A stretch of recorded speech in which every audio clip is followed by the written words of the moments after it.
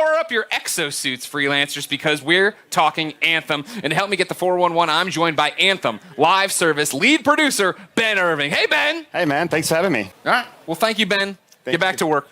Oh! So, EA Play 2019 happened yesterday, and it went just about as expected. Electronic Arts gave some updates to Battlefield 5 and Apex Legends, while also unveiling FIFA 2020. Star Wars Jedi Fallen Order, EA's big fall 2019 single-player game, got a spotlight at the beginning of the show, with 15 minutes of gameplay revealed by Respawn Entertainment. Personally, I actually really dig the look of the game. It looks pretty darn fun. Being that I replayed The Force Unleashed just months ago, I got major vibes from that game, but it also definitely looks very similar to Dark Souls. I understand that not everyone was blown away, and I think it's a fair criticism that they could have shown a more interesting mission. But while I for sure have concerns, right now I'm feeling pretty optimistic, especially with the team developing Jedi Fallen Order, but honestly, time will tell. Now, one of the not so big surprises was that BioWare's Anthem was not getting its own EA Play presentation. Instead, at a random time during the 3-hour stream, BioWare's lead Anthem producer spoke about the game with Greg Miller for less than 2 minutes, revealing, well,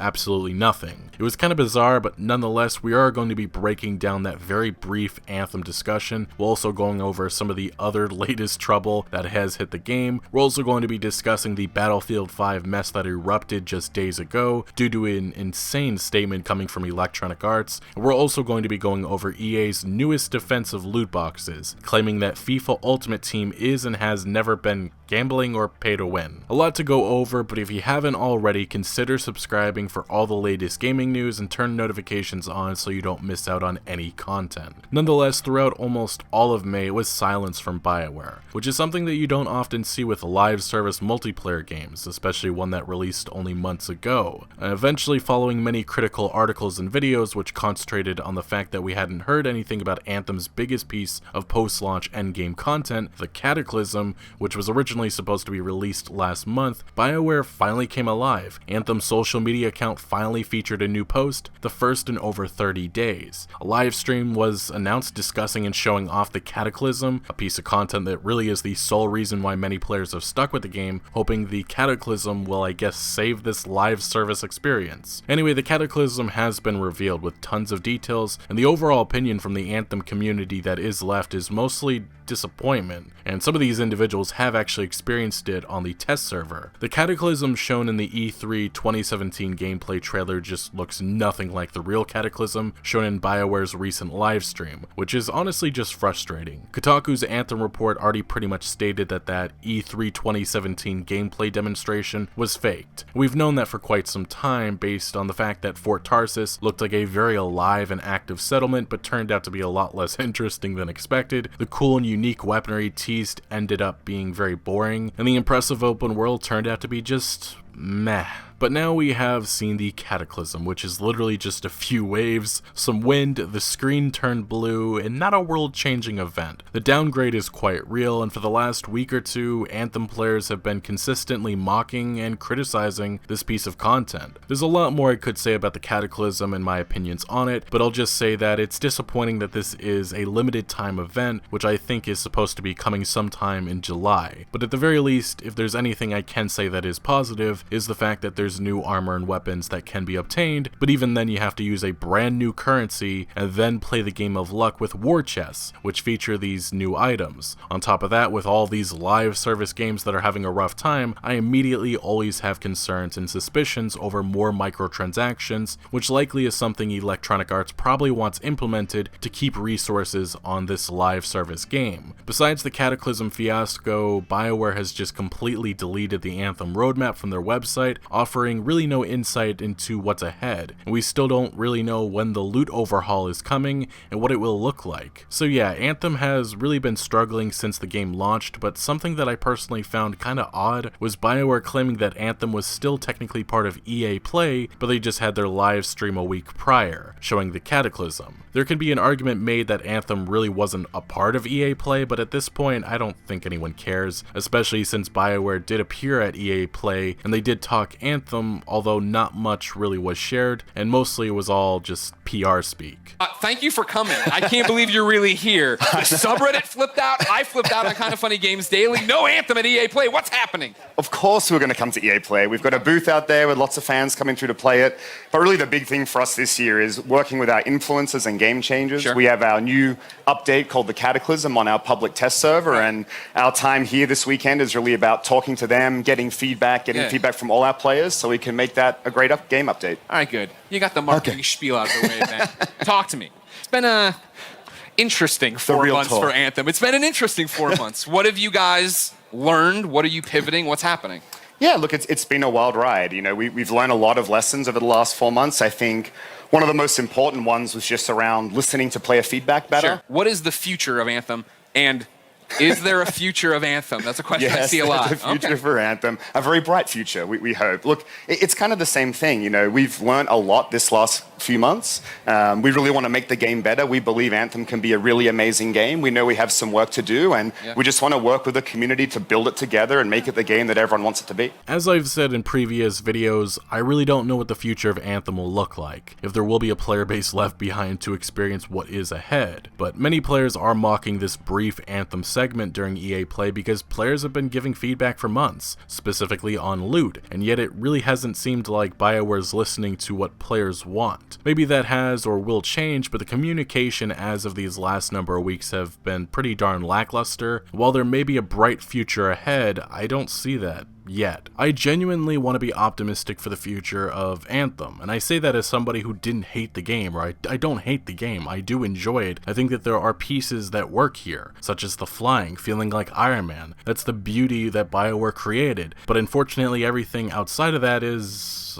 it's messy. It's just messy. And really, this game has just been severely mismanaged for years. BioWare releasing this game so unfinished and with the loot system being a giant mess, it's difficult seeing these various problems plaguing Anthem being fixed in the near future. Again, we're about 4 months since launch, and the player base is just nearly non-existent now. Maybe the Cataclysm can be where the tide turns or not. Now, let's move on to Battlefield 5, because recently EA DICE managed to upset a lot of people. Uncovered, I believe, by Vice, Battlefield 5 Elite skins feature signature looks, personas, voices, and melee weapons. The most recent Elite skin is a German soldier, Wilhelm Frank, and I hope I'm saying that right. The description for this Elite skin reads on EA's official website: if it can be destroyed, Frank will find a way to do it. A ruthless combatant, his straightforward manner commands respect from his squad mates, even if they have to maintain a safe distance. Bold, unflinching, seizing the initiative, Frank sets out to fulfill every mission requirement to the letter. He has a reputation of seeing explosives as the solution to every problem, possible hearing damage. So there's only one really big issue. Wilhelm Frank is actually the real-life name of a teacher-turned-resistance member who fought Germany in World War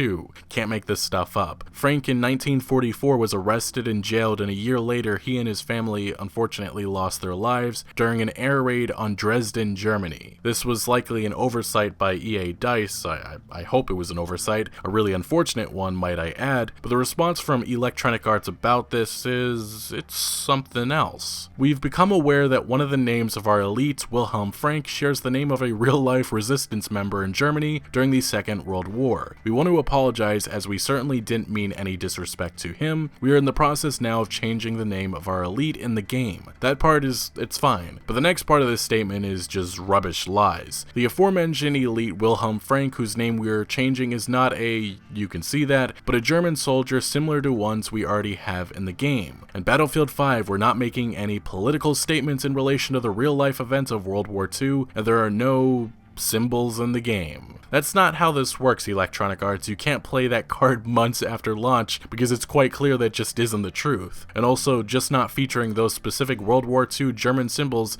doesn't mean anything. There could be a case made by not including those symbols you are making a statement. But in the past, DICE has said that parts of Battlefield 5 lean into historical accuracy, although Electronic Arts contradicted that already in the past, and they're doing it again here. Then we can also bring up Patrick Soderlund's infamous rant claiming confirming that Electronic Arts stands up for the cause with Battlefield 5, and you cannot forget the DICE party, which mocked a lot of the hate thrown at the game. DICE was making a World War II game. They were using the war stories to highlight real events that happened, although they definitely put their own spin on them. Specifically, the Nordalese story is based on the real-life Operation Gunnerside, which included a team of male Norwegian commandos that successfully sabotaged a German hydroelectric plant without any gunshots being fired. Battlefield 5, the Norwegian commandos are removed and a mother/daughter duo are now included, which somewhat follow the real untold story events. Electronic Arts can claim they make no statements with Battlefield 5 or on World War II, but they really do, which is why everybody is finding this statement to just be laughable. Lastly though, we move to Eurogamer's very interesting interview with EA Sports, in which the topic of FIFA's microtransactions is a primary focus. To do these comments the justice that they really do deserve, I'm just going to read the full statements coming from the EA Sports team because it's quite absurd, the defenses and claims they make. So obviously we are on the subject of FIFA 2020, that's what they're talking about, and Eurogamer asks, are there any real-world money interactions that you can have? And the response from EA Sports is, nope, we don't have microtransactions for launch. I mean, we'll see how things happen and moving forward, but no microtransactions for launch.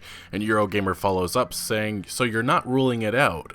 And then the response EA Sports has is, we never rule anything out because we continuously evolve, so never say never, but no, nothing for launch. This is a strategy that seems to be becoming more and more common. It's something that Call of Duty and Activision love doing these days. It's pretty much releasing these live service games, maybe letting them linger for a couple weeks, maybe a couple months, let the critics review the game, have the Metacritic score be extremely high, make sure all the consumers have already purchased the game, millions of copies are sold, and then the microtransactions are implemented, and that's when the real party begins. The fact that EA Sports is acting like that this is not gonna happen, or it's just a possibility, is insane because it's happening. Next we move to the question and answer that I really wanted to discuss because it's quite concerning, maybe not surprising what EA Sports is saying. But pretty much Eurogamer asks, I play a lot of Ultimate Team and I do enjoy it, but it does still feel like a guilty pleasure playing it because it is almost by definition a pay-to-win game mode. Do you feel satisfied that your players are coming into that and a significant number of those are coming in at a disadvantage because they are not spending as much as someone else? And the response coming from EA Sports, we've built Ultimate Team through the years on the premise that you don't have to spend a red cent to get anything in the game and you can play it, and without spending, you can get there. Pro players last year were calling FIFA Ultimate Team pay to win, and there's a reason why. The truth is these loot boxes and these systems encourage people to spend money. Sure, you don't have to, but you're definitely encouraged to open up your wallet and spend more money. We understand obviously people do spend money in Ultimate Team to chase content and do things like that. I want to talk about some mechanics that I can't talk about, anything future looking, but fundamentally we still believe that there are sections of the community that strive to not spend money in Ultimate Team and just go out to try and compete and are successful without spending money and build. I don't know what the term that they use is for what kind of teams are, but there are people who do this and we know it can be fun. Sure, it can be fun, but it still doesn't negate the fact that you're encouraged to spend money. Obviously some players are a little bit better about not spending that money, but that still doesn't mean that you're not encouraged to do that. I know when I go and play Ultimate Team every year I have access to people that can give me FIFA points and I always deny them. Ha ha ha, because yes, this is absolutely hilarious. And Eurogamer follows up saying, that's very honorable of you. And that's a nice response. But EA Sports says no, but I want to get the experience the way that it's meant to be, which is not cheat and get FIFA points because I work at EA and just buy all the best players. The reward in Ultimate Team is collecting that team and going after the chase, and we still believe that that's one of the most fun ways to play the game. So at the end of the day, there's a choice for people who don't want to spend time to progress their team, but even still you have to go through a process to get the players you want and whatnot. If you're not going to spend currency instead of time, that's a choice that we're giving people in that mode because they want a certain incentive, but people who don't get every piece of content in that mode without spending a dime, and that's what lets us sleep at night when we build this mode and stand behind it and be proud of it. Now the last question is, the other thing that's still a conversation in this same sense is FIFA Ultimate Team packs, and that's a conversation that's probably not going to go away anytime soon. Let's say the bill that's being proposed in the United States at the moment, or the regulations in place in Belgium, which I believe banned FIFA Ultimate Team, are put in place in a major market like the United States or the United Kingdom? Do you have a backup plan in place for how you monetize FIFA Ultimate Team? Do you have a contingency plan? And EA Sports responds, so I won't speak of any future plans, but what I will say is I know there's legislation talking about some of these things, especially related to gambling. We don't believe that what we have in Ultimate Team is gambling. In fact, there's organizations that stand by us. Yes, the Entertainment Software Association. Let's not kid ourselves, they're going to defend just about anything that the gaming industry is doing, and one of the things that they have been defending for years now is loot boxes, even though there are some studies coming about now, like one coming from Australia, which is pretty widespread, that found a link to gambling. The doctors that conducted that study said that loot boxes were psychologically akin to gambling. What a surprise. A slot machine that's used in gaming is like gambling. What a surprise. It's not. But let's get back to this response. In fact, there's organizations that stand by us and don't agree with that as well. So, that is happening in politics around the world. If for some reason we were deemed to not be legal, we'd obviously react to that. But what we put out every single year, we stand behind, and we don't think it's gambling. The more you say it, it doesn't make it true. We think it's a fun form of engagement for people to be able to interact with a video game in a pretty cool way. Yes, through slot machines. It would be a shame if the world deemed it something else as far as we're concerned. Ha ha ha. If and when that happened, we would cross that bridge. Obviously, we're not going to shut down a mode as engaging as Ultimate Team. And remember, this is Electronic Arts, and let's replace that word engaging with profitable, because that's the real answer. Ultimate Team, because the world loves to play it, and we see that every year with engagement numbers that we have and how many people are talking about it, whether that be on YouTube or Twitter or whatever. In all honesty, this response is exactly why legislation is emerging worldwide. In the United States, there's the anti-loot box and pay-to-win ban bill, which currently has bipartisan support. EA Sports laughing about this subject just shows how serious they think these concerns are. It's quite pathetic, but not all that surprising. Tons of children play Ultimate Team, and there have been stories for years with kids spending absurd amounts of money on these packs, with the hope that they get a good card, which typically odds for those cards have been at less than 1%. The reason why? Because it's profitable. And this gaming industry has proven time and time again that they don't want to self-regulate, but instead fight with their lobbyists, which I feel that strategy is starting to fail. That's evident with Belgium's loot box stance, and the bills more frequently emerging worldwide trying to tackle this issue. Anyway, what do you make of EA Sports' response and the future of Anthem? Let me know your thoughts down in the comment section below, but thank you for watching. Make sure to leave a like if you did enjoy this video or found any informative value, and make sure to follow my other social media accounts for updates on new videos. Links are always down in the description below. I'm most active on Twitter, giving opinions on news that I do not always get into video form, so make sure to follow me over there. Also check out my Discord for all sorts of discussion on games. And again, thank you for joining. Consider subscribing for more videos like this, and I'll see you later.